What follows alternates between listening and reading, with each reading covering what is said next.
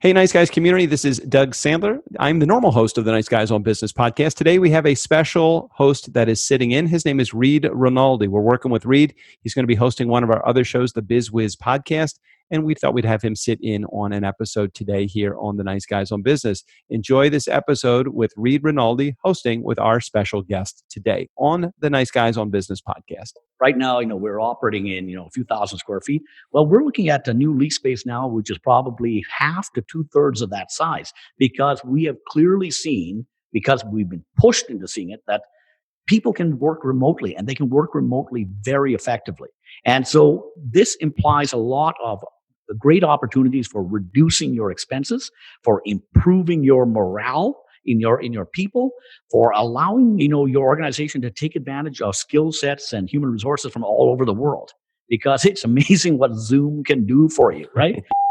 The Nice Guys apologize for any inconvenience that this podcast has caused anyone. By the way, is there anyone listening who knows how to fly a plane? Go from where you are now to where you could be. Get expert tips to grow your business, to be more productive and more efficient, whether you're trying to build influence, grow your community, or make it rain. Best-selling author of Nice Guys Finish First, Doug Sandler, can lead the way. The Nice Guys on Business is produced by Turnkey Podcast Productions. Now, here's your host, Doug Sandler. Welcome, listeners. Today we have a great guest, Kurian Matthew Therakan, the founder and managing director of Strategy Peak Sales and Marketing Advisors, a strategic marketing consultancy. A seasoned veteran with over 27 years of marketing experience, he is also a guest lecturer and keynote speaker, as well as the author of The 7 Essential Stories Charismatic Leaders Tell, a bestseller in 9 categories in 8 countries. Kurian, welcome to the show. It's great to have you on. Thank you very much for having me, Reed. Yeah, absolutely. I think now actually is a better time than ever with COVID-19 and the lockdowns for you to come on, because I think a lot of businesses out there are going to have to reimagine how they're conducting themselves. Could you talk us through how these business leaders can address these issues to their employees? Well, there's no better time, in fact, no more necessary time than in a crisis for leaders to put out a strategic narrative, put out a story that gives their people a future that they can look forward to. In the absence of the leaders of the organization providing that story, the people in the company are left to come up with their own. And it may not be the story that you want. In fact, it rarely is.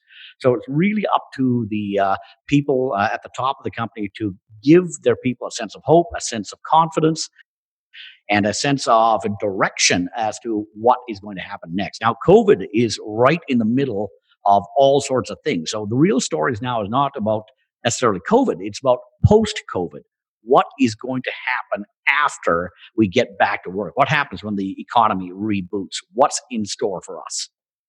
That's a very good point. There is unfortunately not a lot people can do right now other than stay home, really. Looking towards the future and trying to find those opportunities have become critical for companies that are dealing with uncertainty. What advice do you have for leaders right now, and what type of narratives should they be communicating to their employees? The primary thing that leaders have to understand is that the story is the actual leader. Leaders are the people that go out and then make that story happen. So unless your people buy into the story, they can't buy into the leaders. So when you put out that story about what is going to happen in a post-pandemic world for your company, for your people, you have to give them some very specific insights. It could be everything from, what is the resulting impact to our overall economy? What is that resulting impact to our community? How does this affect our company? What about our overall, supply chain? All these kinds of things. And after all of these things are impacted, what are the things that we're going to do to move our companies forward after the dust settles? And like I said, unless you provide that story to your people, they may come up with their own stories, and it may not be the stories that you want. So I'm beginning to get the bigger picture here. It's not so much just making a plan to get through, as an example right now, COVID-19, but about painting a bigger picture for your employees, really sending a message and saying, hey, we can get through this together, and it's going to look like this afterwards. Can you go ahead and tell our listening community how your book covers this and how it can be used to effectively tell these stories? Okay, so the overall framework is this, so the book is actually divided into two separate sections. The front portion is all about the culture of your organization. And then the second section is all about infusing that culture with the seven critical stories the seven essential stories that every leader has to tell. And amongst them, so I'll just rattle them off quickly. The first one is creation and origin. How did you start? Second one is our identity, beliefs, and values. What do we hold as our highest ideal? Number three is the big idea. What is it that we are trying to accomplish? Number four, the enemy we face. So what are we fighting for or what are we fighting against? And number five is going to be the mighty winds. And these are the overall macro trends in the environment that occur whether we want to or not. So we can either be buffeted by them and have our ship, capsize, or we can take advantage of the free typhoon of energy that these winds provide and rocket our ship forward. Six is the journey we must undertake as a result of all this. The first five stories are all about the left-hand side of the equation. And if all those things are believable, the equal sign then points to, well, this is the journey we have to undertake. And the final story 7, is why we will win. And this is all about how we are going to take advantage of the situation with some very specific, what we call keystones that are unique to our organization. This is what we will do in this situation, and this is why we are assured of a win. And I think the most important story right now is the mighty wind story. These are the macro trends, and the macro trends there's a whole bunch. It's a perfect storm, right? And the macro trends are everything from pandemic to preparedness or the lack of preparedness. It could be all sorts of things about what is happening in the environment and that either prevents us from moving forward or that enables us to create all sorts of new opportunities. John F. Kennedy, in a famous speech in the 60s, said in a crisis, the Japanese word for crisis, there's actually two meanings for the character. And the first one is the crisis, but the second one is opportunity. So what is the opportunity that we can move forward to? Could you maybe talk a little bit about those opportunities? What are you seeing either in your personal or professional life as a chance for companies and individuals to adapt and grow? Well, I think the biggest thing that we're seeing, so I have a number of different companies that I'm involved with and that I consult to as well. And even in my own companies right now, I would never have believed in my life that I could preserve the culture of my organization without having a physical office space. So right now, we're operating in, a few thousand square feet. Well, we're looking at a new lease space now, which is probably half to 2/3 of that size, because we have clearly seen, because we've been pushed into seeing it, that people can work remotely and they can work remotely very effectively. And so this implies a lot of great opportunities for reducing your expenses, for improving your morale in your people, for allowing your organization to take advantage of skill sets and human resources from all over the world. Because it's amazing what Zoom can do for you, right? Yeah. And on the flip side of it, so that's our opportunity. On the flip side of it, what we're seeing is that the landlords are going to have to come to a new reality as well. So what was, a 5,000 square foot tenant that is barreling down to do a lease may only be a 3,000 square foot tenant come post-July. Yeah, I certainly feel fortunate enough to be living in an apartment with a very understanding landlord. Most of the people in my building work in the service industry and have been hit especially hard by the stay-at-home order. He is without a doubt taking measures to ensure that his tenants feel secure about their living situations in hopes of retaining them post-COVID-19. Could you go ahead and tell our community what kinds of things you've been seeing? I was doing a lot of research on this recently just to see how all these different companies were going out and either doing it properly, which is about creating that story, creating that meta narrative, or doing nothing about it. In fact, I've heard more than one situation where, our CEO has said nothing about this. We know nothing about what's going on, what's going to happen next. And so that vacuum creates uncertainty, which creates all sorts of, anxiety in the people. But here's an example of an investment bank that actually did it well. And if I were to tell you what they put out in the education material, they put out a whole little special publication about COVID-19 and what it means for its investment banking clients. And here's what they did right at the top. They went through about 8 or 9 different aspects of it.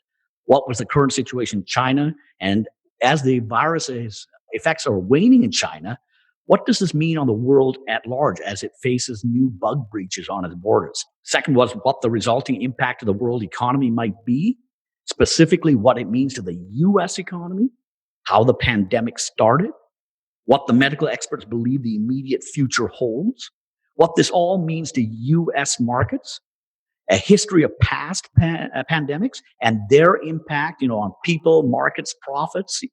And finally, this was the big one. This is the future part of it. Hints at pockets of opportunity in the midst of the stock market meltdown. And when they did all of these things, that is the meta narrative that really captures people's attentions, gives them a sense of confidence, and gives them a direction in which to move. Even though there is still uncertainty, I would imagine having a concrete report like that in front of you would help you start to put things into perspective, especially since we live in the age of the internet. There are so many different ways to absorb news and information that many people might not be sure what's relevant to them and how they can use that information to help them look forward. But having a company go out, do the research, and outline what exactly you need to know and how it will affect you is huge. Even if what they tell you is bad, at least you know, right? And again, going back to your message, if your employees have already bought into that story that you are telling them, all this information will be much easier to digest. So before I let you go, I'd love to give you one more opportunity to talk about your book. And if you could, please tell our community what are the core messages they can really take home from it. The 3 core messages that I would say are central to the book are this: that you are in the business of storytelling, period. And you have to be able to do this in a way that gives confidence and direction to your people. Otherwise, in the absence of that, it's a vacuum. And vacuums produce anxiety, they produce a lack of understanding, and that can't be good for anything to do with your company or its people. So that's the first thing, right? And ultimately, the way you do that, though, let me just add 1A to that. The way you do that, anyone can do this. You don't have to be a charismatic leader to do this. You can just employ their tool set. And their primary tool set is a storybook. And that's the 7 essential stories that people tell. So borrow the charismatic leader's tool set, and then you can move forward. Now, here's the other thing. This might surprise a lot of people, but when companies fail, they don't fail as a company first. Their story fails first. Their story fails. And so people don't follow leaders as much as they follow a leader's story. And because strong leadership originates from strong stories, the story actually becomes the leader. So when companies succeed, it's because their stories have resonance with all of their audiences. When companies are on the road to failing, it's because their story is losing resonance with their audiences. And, ultimately, the final part is this, when someone loses their way, it is almost always because they've lost their story. When they regain their story, they will regain their way. Kurian, thank you so much. I love all of that insight. A lot of positive messages for all of our listeners out there. If you want to follow Kurian on social media, he has a Facebook and a Twitter. You can look him up at Kurian Therakan. That is Kurian Tharakan. And you can visit his website as strategypeak.com. And on the website, you can go ahead and download a couple free chapters of his book. Kurian, any final messages for the listeners out there? Tell stories, lots of them.